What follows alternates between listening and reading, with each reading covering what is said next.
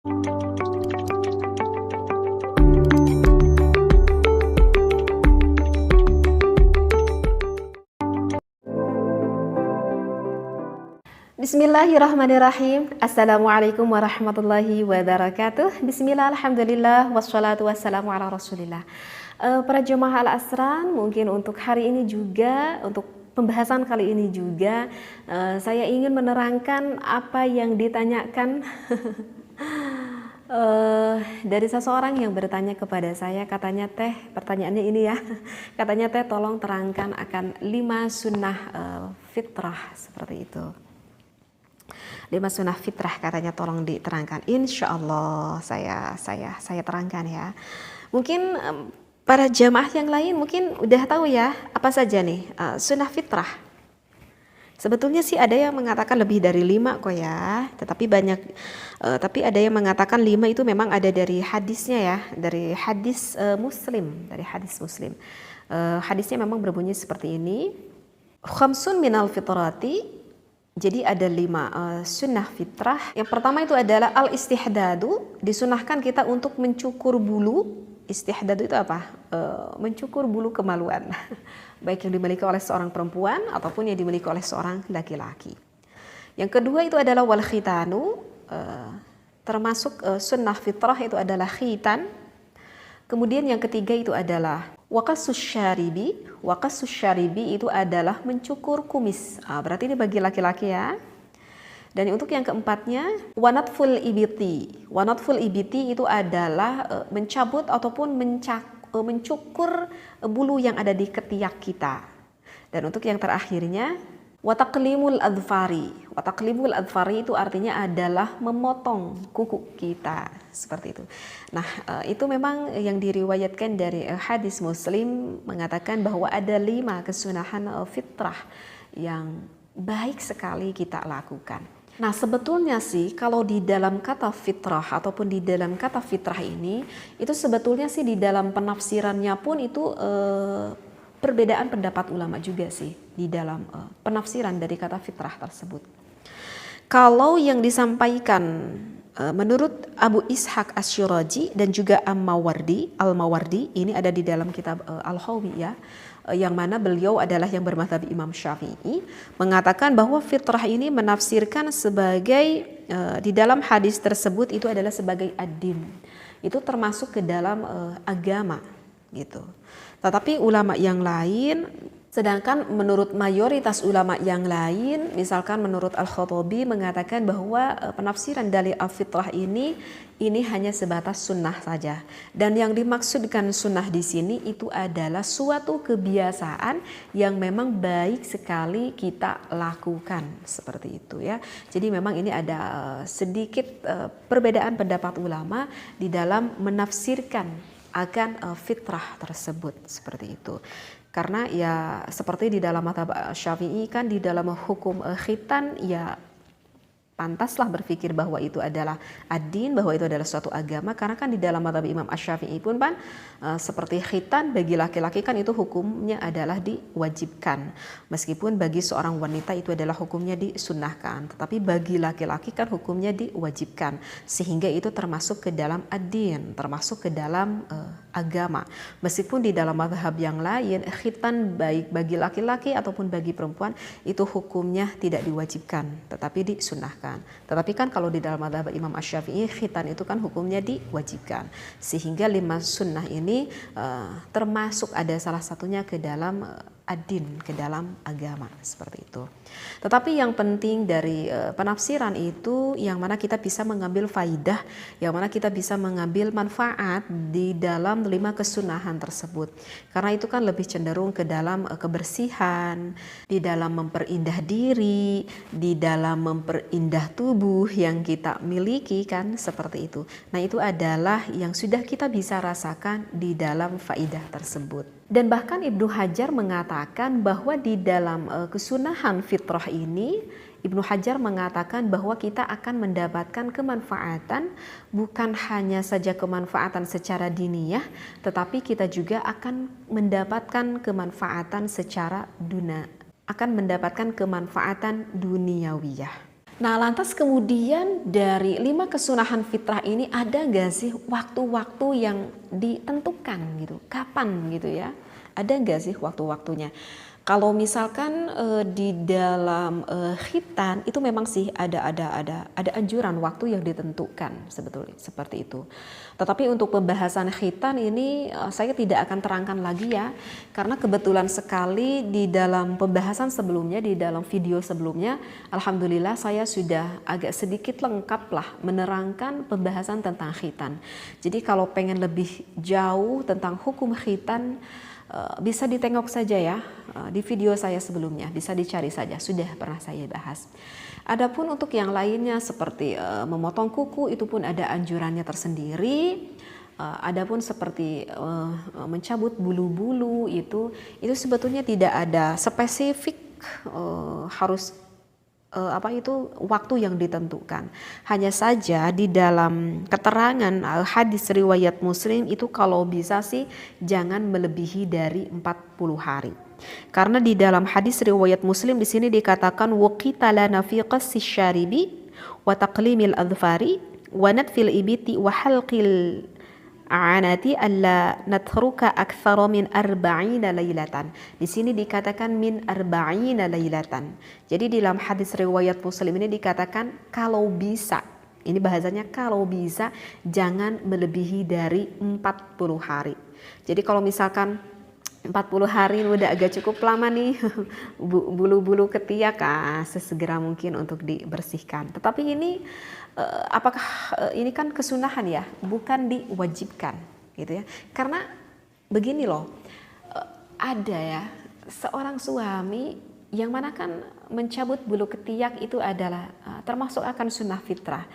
Tetapi kok ada seorang suami kok yang sangat suka sekali kalau misalkan melihat istrinya misalkan tumbuh dengan bulu-bulu yang ada di ketiaknya gitu, sehingga melarang di suaminya. Gimana tuh teh? Suaminya melarang, jangan, aku senang sekali kalau di ketiak kamu misalkan berbicara pada istrinya ada tumbuh bulu-bulu seperti itu. Maka lebih baik ikuti siapa? Ya lebih baik ikuti saja suami, karena hal itu bisa menyenangkan suami ya, tidak apa-apa. Ya karena ini kan bukan suatu perkara yang diwajibkan pula seperti itu. Yang begitu juga kalau misalkan mencukur kumis gitu kan, itu baiknya bagi seorang muslim lebih baik tidak ada kumisnya seperti itu. Tetapi kan terkadang kita suka mendapati ada seorang istri senang banget kalau misalkan melihat suaminya itu berkumis. Nah itu bagaimana pula? Nah maka itu tidak apa-apa, suami ikuti aja apa keinginan sang istri, kan hal itu juga bisa membahagiakan sang istri ya. Jadi karena ini bukan suatu kewajiban, ini hanya sebatas suatu kesunahan saja seperti itu. Nah, mungkin ingin saya agak sedikit membahas yang lebih jauh, itu udah dipahami ya akan waktunya. Ingin saya terangkan itu adalah di dalam memotong kuku nih. Ini para pendengar Al Asran tahu nggak? Kalau kita memotong kuku itu sebetulnya di dalam Islam itu diatur loh. Diatur di dalam memotong kuku itu diatur gitu. Jadi memotong kuku itu bagusnya itu awalnya mana dulu nih yang harus kita potong seperti itu. Gitu. Itu sebetulnya sih kalau kita mengikuti apa yang dikatakan oleh ulama di dalam kita memotong kuku itu secara penelitian memang hikmahnya itu adalah bisa memperbaiki mata kita. Artinya kalau kita mau memotong kuku sesuai dengan aturan apa yang dianjurkan oleh ulama, maka insya Allah hal itu bisa mencegah kita dijauhkan dari penyakit mata. Nah, coba perhatikan yang benar ya. Sekali lagi coba perhatikan yang benar. Ini ada 3 pandangan ulama. Sekarang saya ingin mengajarkan tata cara yang dianjurkan oleh Imam Nawawi ya, oleh Imam Nawawi. Nah, yang dianjurkan oleh Imam Nawawi kita memotong tangan kuku tangan dulu ya. Baik. Ini adalah tangan kanan saya dan ini adalah tangan kiri saya. Pertama kita memotong kuku harus diawali dengan tangan kanan, jangan dulu dengan tangan kiri. Sekali lagi tangan kanan dulu, jangan dulu tangan kiri. Yang diajarkan oleh Imam Nawawi yang pertama kali yang kita potong kuku itu dari mana? Dari telunjuk tangan kanan. Ini telunjuk ya. Perhatikan, diingat-ingat, dari telunjuk ini yang pertama, terus maju ke sini. Ini yang kedua, jari tengah, jari manis, jari kelingking. Udah ada 4 ya. Sekali lagi, ini yang pertama, kedua, ketiga, keempat. Yang jempol ini jangan dulu, dilewat dulu. Kemudian dilanjutkan ke tangan yang kiri. Ya. Tangan kiri yang mana? Dari telunjuk dulu? Bukan dari telunjuk dulu. Yang diajarkan oleh Imam Nawawi. Yang kelima itu adalah dari kelingking dulu. Dari kelingking ke jari manis, ke jari tengah, ke jari telunjuk, ke jempol, berarti ini jari yang ke-9, dan yang terakhir ditutup dengan jempol yang kanan kembali. Ini yang diajarkan oleh Imam Nawawi. Sekali lagi, ke 1, 2, 3, 4, 5, 6, 7, 8, 9, 10. Ini yang diajarkan oleh Imam An-Nawawi. Sekarang yang diajarkan oleh Imam Ghazali. Yang diajarkan oleh Imam Ghazali sama. Dimulai dengan tangan kanan dulu, kemudian tangan kiri. Sama awal mulanya seperti Imam Nawawi. Dimulai dengan telunjuk 1, ke tengah 2, ke jari manis 3, keempat jari kelingking. Hanya saja perbedaannya yang diajarkan oleh Imam Ghazali yang kelima itu adalah jempol. Kalau Imam Nawawi kan ini jempol ini yang terakhir ya. Nah kalau Imam Ghazali ini yang kelima. Kemudian setelah itu dilanjutkan ke tangan yang kiri. Tangan yang kiri sama seperti Imam An-Nawawi. Dimulai dari kelingking. Kalau yang kiri bukan dari telunjuk, tetapi dari kelingking.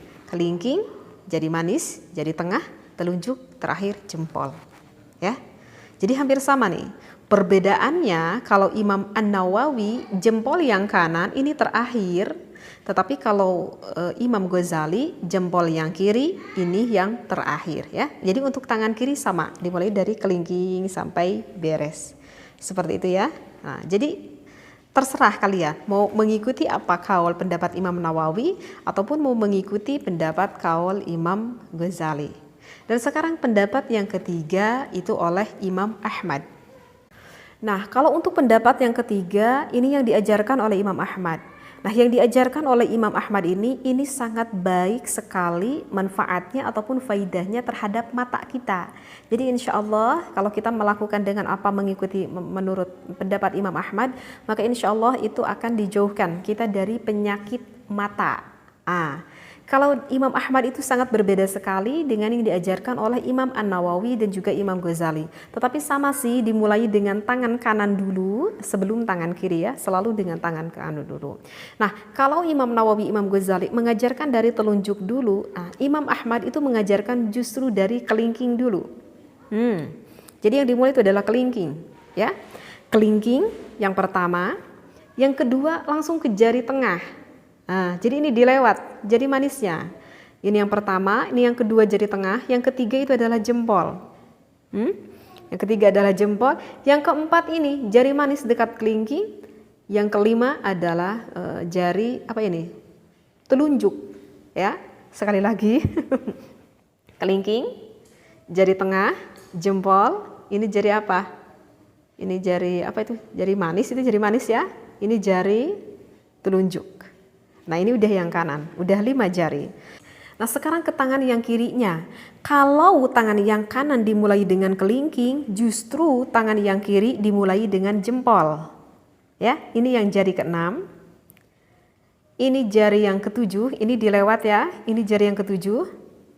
Ini jari yang ke-8, ini berarti kelingking.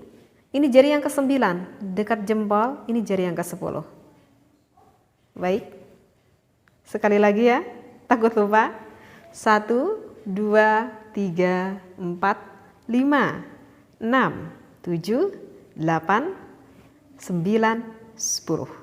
Ini adalah yang diajarkan oleh Imam Ahmad dan insya Allah manfaatnya kita akan dijauhkan dari penyakit mata. Seperti itu ya.